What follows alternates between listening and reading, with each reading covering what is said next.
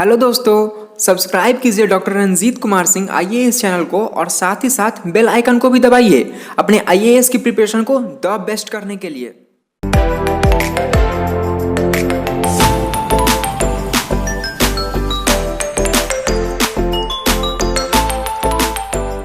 बात कर रहे हैं यूपीएससी टॉपर शुभम कुमार की और प्रवीण कुमार की। तो हमारे साथ मौजूद हैं और न्यूज 18 ये आपको रूबरू करवा रहा है जो हमारे साथ बिहार के जो टॉपर हैं आईएएस, उनके साथ साथ जो सीनियर आईएएस अधिकारी हैं वो भी हमारे साथ मौजूद हैं। जो नेक्स्ट यानी एनएससीएस जो नेक्स्ट है उसके जरिए जो यूथ है उनको मोटिवेट करते हैं और यूपीएससी क्रैक करने की बारीकी से जानकारियां देते हैं, मंत्र देते हैं। तो हमारे साथ मौजूद हैं डॉक्टर रंजीत कुमार सिंह, बिहार के आईएएस हैं और नेक्स्ट के मेंबर भी हैं। दूसरी तरफ संतोष कुमार राय, वो भी बिहार के हैं, समस्तीपुर के रहने वाले हैं और नेक्स्ट के परफेक्ट मेंबर हैं। लगातार जो कहीं ना कहीं सफलता का मंत्र दे रहे हैं और निश्चित रूप से वो साबित भी कर रहे हैं। तो हमारे साथ तमाम जो पैनलिस्ट हैं ये बैठे हुए हैं।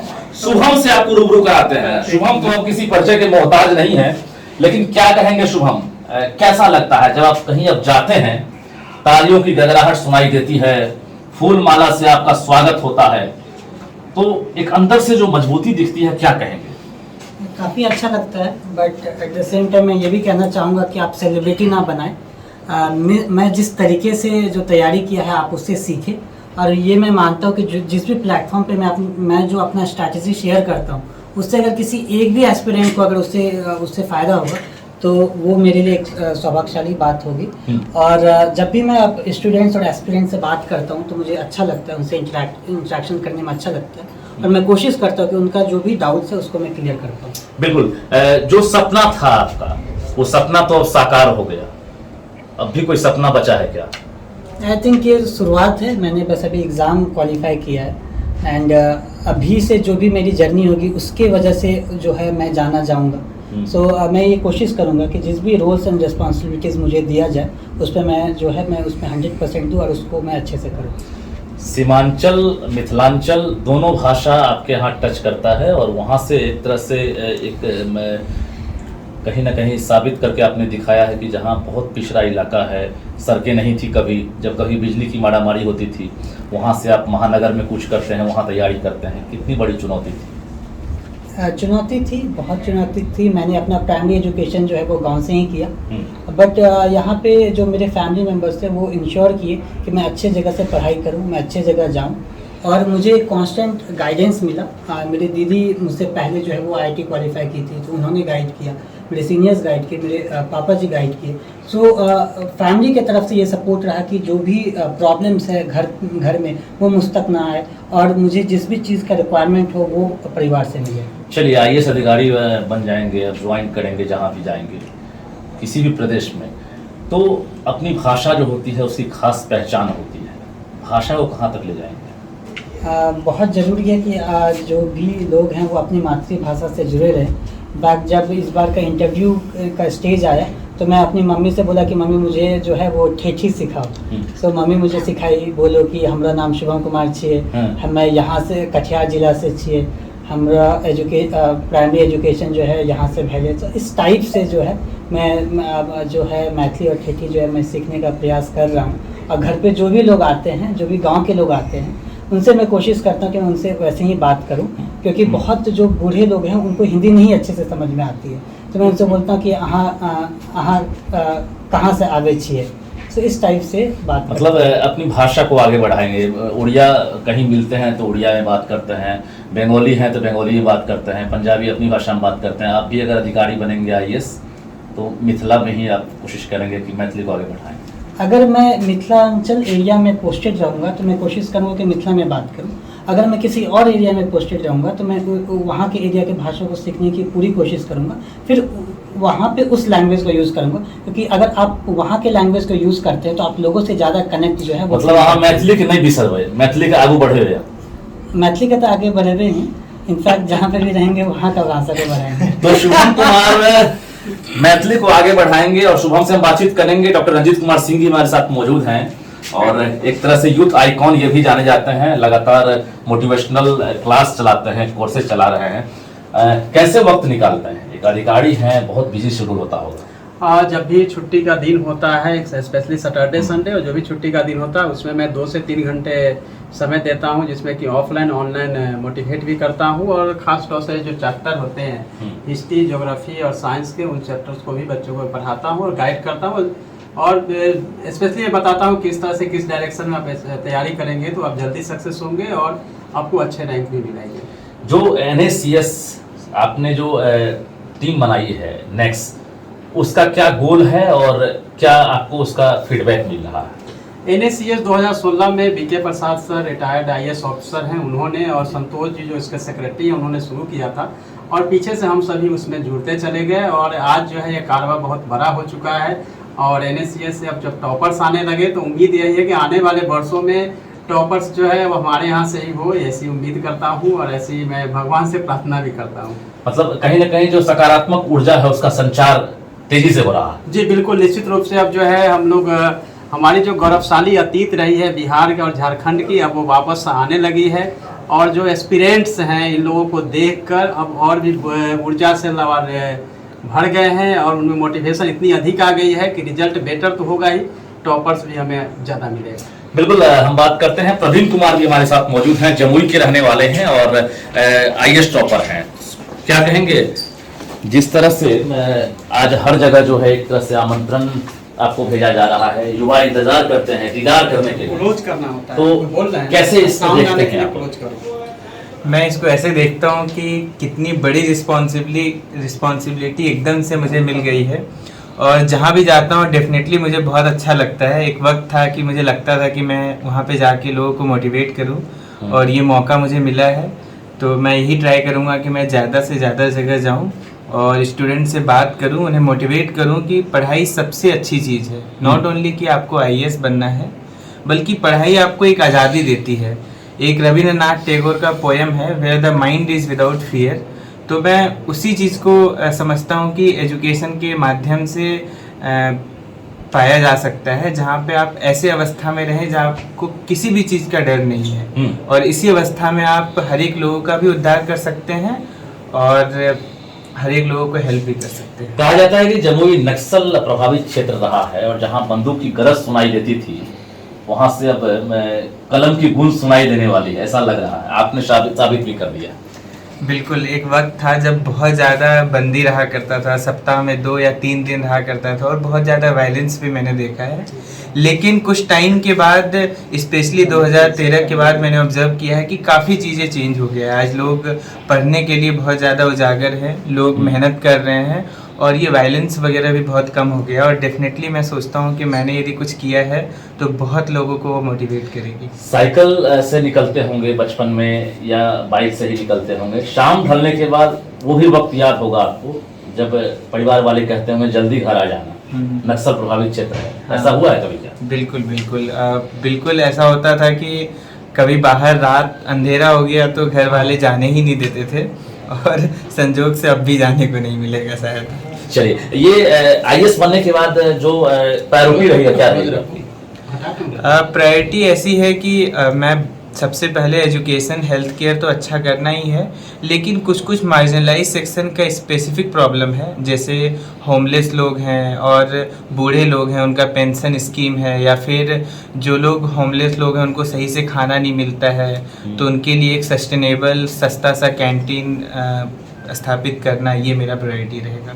बिल्कुल, हम बात करेंगे, प्रवीण हमारे साथ हैं और संतोष कुमार राय हैं। संतोष कुमार राय भी बिहार के रहने वाले हैं, समस्तीपुर के हैं और NSCS जो संगठन है उसके जरिए एक युवाओं को नई किरण दिखाते हैं, आशाओं का एक तरह से आप जो है किरण दिखाते हैं। क्या कहेंगे, इस तरह से शुरुआत आपने की, आज रिजल्ट आपके सामने शुभम है। जैसा कि रंजीत सर ने बताया कि हम लोग 2014 में ही जो NSCS संगठन है इसका हमारे जो सीनियर अधिकारी हैं श्री BK प्रसाद सर, तो उनके नेतृत्व में हमने इनका एक स्थापना किया, वहाँ पे सारे ऑफिसर्स मिलके। तो उसका जो मेन मोटो जो ये था कि हमने क्यों इसको बनाया, तो हमने ये फील किया कि हम लोग तो गांव के परिवेश से जैसे करके भी हम तो IAS तो हम तो बन गए, लेकिन हमारे जैसे और भी कई हज़ारों लाखों स्टूडेंट्स हैं जिनके मन में भी सपना होता है, कोई डॉक्टर बनना चाहता है, कोई इंजीनियर, कोई IAS, लेकिन कहीं ना कहीं रिसोर्सेज के अभाव में और गाइडेंस के अभाव में वो नहीं बन पाते हैं। तो हम उन सभी चीज़ों तक पहुंचना चाहते हैं जहां पे कोई भी जो अपने बिहार झारखंड का जो बच्चा है, जो स्टूडेंट्स है, वो सपना देख सके, चाहे आईएएस बनने का है या डॉक्टर इंजीनियर बनने का, और उस सपने में उनको हम एक हाथ बढ़ाना चाहते हैं, उनको मदद करना चाहते हैं ताकि उनके जो सपनों की उड़ान है वो सफल हो सके। तो इसके लिए आपको पता होगा कि अकेला कोई भी इंसान कुछ भी नहीं कर सकता है, तो संगठन में ताकत होती है। इसीलिए हमने सोचा कि अगर सारे बिहार झारखंड के ऑफिसर एक मंच पे आ जाए तो ये सारे एनर्जी को हम चैनलाइज कर सकते हैं, और इसी के तहत NACS की स्थापना हुई, जो कि national association of civil servants है बिहार एंड झारखंड। और आज उसका ये है कि 5-6 सालों में ये 1000 से ज़्यादा इसके ऑफिसर इसमें हमारे मेंबर हो चुके हैं। संतोष जी, आज आप सफल व्यक्ति हैं, एक IAS अधिकारी हैं आप, और इसके पीछे कितनी मेहनत लगी थी, जो बैकग्राउंड आपका रहा है, आपने उड़ान जो भरी है उसके पीछे ईंधन कितना देना पड़ा था, ये बताइए। ईंधन जैसे कि अभी प्रवीण ने बताया, शिवम ने बताया कि जो माता पिता का जो आशीर्वाद होता है, उनका जो डेडिकेशन होता है, वो तो मुख्य रूप से रहता ही है।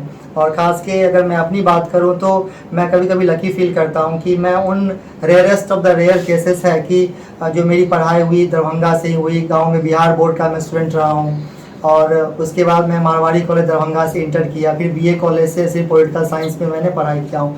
तो मुझे कभी कभी लगता है अपने पूरे बैच में मेरे से कम एजुकेशन क्वालिफिकेशन शायद किसी का मुश्किल से हो, क्योंकि कुछ लोग अगर ह्यूमैनिटीज़ में भी होते हैं तो बड़े बड़े इंस्टीट्यूट से होते हैं, जैसे दिल्ली यूनिवर्सिटी से होते हैं, JNU से होते हैं।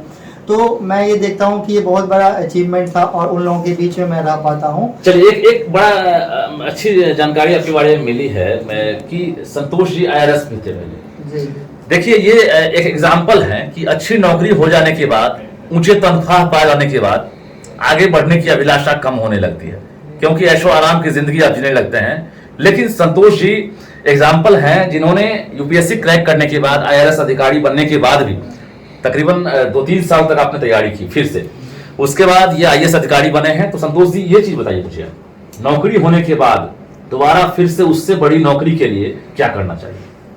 कुछ नहीं, आई थिंक पैशन होना चाहिए। शुभम ने भी बताया कि हम लोगों के जीवन को चेंज करना चाहते हैं, और ख़ास के जो मेरा सपना है कि जब से हमने पढ़ाई शुरू किया तो हर चीज़ में हम देखते हैं कि बिहार का जो नंबर है सबसे लास्ट में आता है। आज के डेट में भी अगर नीति आयोग की हम रैंकिंग देखते हैं तो हर एक पायदान पे बिहार सबसे लास्ट है। तो हम लोगों का ये सपना है कि हम तो, हमारा जनरेशन तो देख लिया कि बिहार सबसे नीचे है, तो एटलीस्ट हम सभी लोग मिलकर ऐसा कुछ करें कि हमारे जो आगे आने वाले जनरेशन है एटलीस्ट उनको ये नहीं पढ़ना पड़े कि चाहे शिक्षा हो, स्वास्थ्य हो, सभी में बिहार नीचे है। तो NACS का जो मेन मकसद है, ओवरऑल मकसद तो यही है कि कैसे बिहार को पूरे देश में एक अच्छे मुकाम पे पहुंचाना, ताकि यहाँ के लोग अपने राज्य पे गर्व कर सकें। बिल्कुल गर्व कर सके, और निश्चित रूप से जो कारवां बनता दिख रहा है। शुभम से एक बार और बातचीत करेंगे हम। शुभम युवाओं के लिए आइकॉन है, एक तरह से कहिए, पूरे देश भर के जो युवा हैं उनके लिए एक प्रेरणा स्रोत बने हैं आप। कैसे उनको आप मोटिवेट करेंगे जो हिम्मत हार चुके थे? वैसे भी युवा हैं जो हिम्मत हार चुके थे, एक बार नहीं निकला, 2 बार नहीं निकला। तो मैं चाहूंगा कि चाहे क्लर्क की तैयारी करने वाले हों, PO की तैयारी करने वाले हों, BPSC हो या फिर UPSC हो, क्या उनके लिए कहेंगे? आई थिंक उनको देखना चाहिए रिजल्ट। अगर UPSC का भी रिजल्ट देखें तो ऐसे काफ़ी सारे टॉपर्स होते हैं जो लास्ट अटैम्प्ट में, 5th अटैम्प्ट में, 4th अटैम्प्ट में वो जो है एग्जामिनेशन जो है वो क्लियर करते हैं। अगर उनको ऐसा लगता है कि वो इस एग्जामिनेशन को 100% नहीं दे पाए हैं तो उनको फिर से प्लानिंग करना चाहिए, और उनके जो वीक एरिया है उसको देखना चाहिए कि वो कहाँ पे इम्प्रूव कर सकते हैं, फिर उस पर वर्क करना चाहिए। फिर मेरे ख्याल से जो भी यूथ हैं, जो भी एस्पिरेंट हैं, उनका जो गोल होना चाहिए वो लाइफ में ये होना चाहिए कि वो अच्छे इंसान बने, और जिस भी मुकाम के लिए वो फाइट कर रहे हैं वहाँ पे उनको सेटिस्फैक्शन मिले, उन्हें जॉब करने में मज़ा आए। सो अगर वो किसी भी रीज़न से अगर वो एक एग्ज़ाम को क्लियर नहीं कर सकते हैं तो उन्हें हताशा नहीं होनी चाहिए, उन्हें निराश नहीं होना चाहिए, उन्हें दूसरे एवेन्यूज़ के तरफ भी देखना चाहिए। और अगर वो 100% एक एग्ज़ाम को नहीं दे पाए तो रीप्लान करके वापस से एग्ज़ाम कंटिन्यू आप 8-9 घंटे तक पढ़ाई करते होंगे, मिनिमम पढ़ाई करते होंगे, तो उस वक्त जब बोर होते होंगे तो क्या करते होंगे? संगीत का सहारा लेते होंगे? हाँ, मैंने म्यूज़िक सुना है, थोड़ा मूवीज़ भी देखा, बट इन जनरल मैं उतना ज़्यादा नहीं था। म्यूजिक में कैसा म्यूजिक सुनते थे आप? मैं मोस्टली हिंदी म्यूजिक सुनता था। कौन सा? मुझे कुछ झलक, क्योंकि हजारों लोग आपको देख रहे हैं। नहीं, मैं गाने में बहुत बुरा हूँ, अगर मैं गाने लगूंगा तो सब छोड़ के भाग जाएंगे। चलिए शुभम अभी जो भी गाएंगे गुनगुनाएंगे, वो गजल बन जाएगा, नगमा बन जाएगा। मैं चाहूंगा कि शुभम सकारात्मक चेहरा है, सकारात्मक प्रतीक है। रुक जाना नहीं, रुक जाना नहीं, बिल्कुल। मैं गा नहीं सकता हूँ ये मैं अपना लाइन बोल दीजिए, क्या सुनते थे? चलिए गाना का बोल लाइन बताइए। बोल दीजिए। एक गाना है हिंदी मीडियम का, काफ़ी ज़्यादा मुझे मोटिवेट करता था। एंड उसकी बोल मैं भूल रहा हूँ। हिंदी मीडियम का गाना सुने? आप सब गाना सुना, लेकिन कौन सा गाना? रुक जाना नहीं। नहीं, हिंदी मीडियम का जो गाना हिंदी मीडियम पिक्चर का। हाँ हाँ, ओके ओके। अच्छा, हिंदी मीडियम पिक्चर है। हिंदी मीडियम पिक्चर है। एंड एक सॉन्ग है जिसमें ये कहते हैं कि मुझे 100 ख्वाहिशें हैं और मैं एक एक करके उसको पूरा करूँगा। तो उसमें है, उसमें एक बच्ची ने गाया है। उसमें जो ये अर्थ निकलता है वो ये है कि आप मुझे बच्चा न समझें, एंड अभी मैं कलियों के तरह हूँ, लेकिन जब मैं ये छोटे छोटे गलियों से जब मैं बड़े जगह जाऊंगी तो मैं जो दुनिया को दिखा दूंगी कि मेरे में क्या पोटेंशियल है। क्या बात है। ये गाना मुझे मेरे दिल के काफ़ी करीब था, और जब भी मैं डीमोटिवेट फील करता था तो ये गाना मैं सुनता था। सुनते थे। एक चीज गौर किए होंगे आप, आईएएस के बारे में सुनते भी होंगे आप, जब नौकरी हो जाती है तो काम का दबाव इतना बढ़ जाता है, प्रेशर तो हर तरह से आने लगता है। उसके बाद फिर आप भूल जाते हैं कि हमारे पीछे परिवार को वक्त देना है, समाज को वक्त देना है, जो पर्सनल लाइफ है उसको भी लोग भूल जाते हैं। तो ऐसे में कैसे आप युवाओं को फिर से आप मोटिवेट कर पाएंगे? ये एक आपके लिए एक सवाल इसलिए भी है क्योंकि बिहार से हैं और वो कारवा बनता हुआ दिख रहा है, ये जारी रहेगा। आई थिंक सर्विस में आने के बाद भी अगर आप टाइम मैनेजमेंट अच्छे से करते हैं और अपने काम को अच्छे से करते हैं तो मेरा ये मानना है कि कहीं ना कहीं आप वर्क और जो आप पर्सनल लाइफ है उसको मैनेज कर सकते हैं। उसके अलावा भी अगर आप युवाओं को मोटिवेट करना चाहते हैं, आप कहीं जा कर के बताना चाहते हैं एग्जामिनेशन के बारे में, तो आप अगर टाइम अच्छे से मैनेज करते हैं, अच्छे से प्लान करते हैं तो वो भी कर सकते हैं। और ये मैं कहना चाहता हूँ कि मैं इस चीज़ को कंटिन्यू करना चाहता हूँ। मैं चाहता हूँ कि बिहार से और लोग क्लियर हो, इसलिए मैं चाहूँगा कि जैसे कि नेक्स्ट प्लेटफॉर्म है उसके थ्रू मैं बाकी और एस्पिरेंट्स को गाइड करता रहूँ। बिल्कुल। रंजीत कुमार सिंह भी हैं, आप तो वक्त निकाल लेते हैं और बीपीएससी का रिजल्ट अभी गवाही दे रहा है, हर साल अच्छे रिजल्ट आ रहे हैं।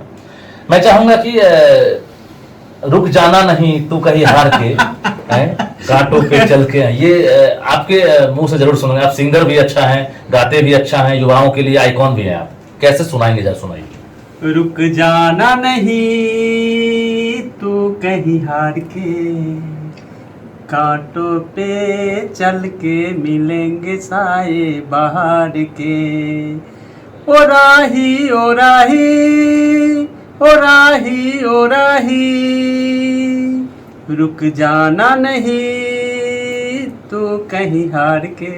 Thank you. ये सिर्फ गीत नहीं है बल्कि आपको रास्ता दिखाने के लिए एक संदेश भी है। प्रवीण कुमार, आखिरी में क्या संदेश देना चाहेंगे? कुछ गुनगुना दीजिए। गुनगुनाएंगे, मुझे लगता है कि सकारात्मक संदेश जाएगा। नहीं, गुनगुना तो बहुत मुश्किल है, लेकिन मैं यही संदेश देना चाहूँगा कि सबसे ज़्यादा हर एक युवा फोकस कीजिए पढ़ाई पे। पढ़ाई का मतलब कोई मीन्स नहीं है कि हाँ मुझे जॉब पाना है या ये बनना है। पढ़ाई का मतलब कि सच में केपेबल ह्यूमन बीइंग बनना है, एक मनुष्य बनना है जो सबका रिस्पेक्ट करे, सबको आदर और सबको सिंपैथी के साथ देखे। तो ऐसे टाइप का एजुकेशन पाइए, यही संदेश है मेरा। बिल्कुल। आपकी पहली इच्छा क्या होगी जब आईएएस बनेंगे? तो क्या करना चाहेंगे? एक मेरा मतलब मैं सीखा हूँ आइडिया कि मुझे एक सस्टेनेबल कैंटीन बनाना है जो डिसेबल्ड लोग ही चलाएंगे, और जहाँ पे 10 रुपये या मिनिमम से मिनिमम रुपए में एक अच्छा खाना मिल सके। इस टाइप का मुझे एक सिस्टम बनाना है पायलट प्रोजेक्ट की तरह। यदि वो सक्सेसफुल हुआ तो मैं चाहूँगा कि पूरे डिस्ट्रिक्ट में ये काम करूँ। पहला चॉइस बिहार ही होगा। बिल्कुल वही है, भी बिहार मिल ही रहा है। जैसे बिहार मिल रहा है। चलिए, अग्रिम बधाई आपको, शुभम को भी और आपको भी। एक बार आखिरी बातचीत कर लेंगे। संतोष कुमार राय हैं आईएएस अधिकारी। संतोष जी, क्या संदेश देना चाहेंगे? न्यूज़ 18 के जरिए हजारों दर्शक, हजारों युवा आपको सुन रहे हैं। शिक्षा ही एकमात्र माध्यम है जिससे हम अपने परिवार का और समाज का और राष्ट्र का निर्माण कर सकते हैं। इसीलिए मैं चाहता हूँ कि जो national association of civil servant है, इसके साथ जितने भी सिविल सर्वेंट सभी मिलके हम चाहते हैं ये जो साल है हमारा, चूँकि हमारे यहाँ से आईएएस टॉपर शुभम कुमार है, इस साल को हम डेडिकेट करें आईएएस की प्रिपरेशन के लिए। और इन जनरल हम चाहते हैं कि शिक्षा में सारे लोग मिलकर काम करें, और उसी से हमारे जो बिहार झारखंड है उसका जो कायाकल्प है वो शिक्षा से हो सकता है। उसके लिए हम पूरा डेडिकेट करना चाहते हैं और शिक्षा को एक रिवॉल्यूशन बनाना चाहते हैं। बिल्कुल, जीवन में अगर आगे बढ़ना है तो शिक्षा ही एकमात्र विकल्प है। ऐसे में शिक्षा को क्रांति बनाने की मुहिम लगातार चल रही है नेक्स्ट की तरफ से। और हमारे साथ जुड़े थे UPSC topper Shubham Kumar, UPSC topper Praveen Kumar और नेक्स्ट के मेंबर सीनियर अधिकारी डॉक्टर ललित कुमार सिंह और संतोष कुमार राय।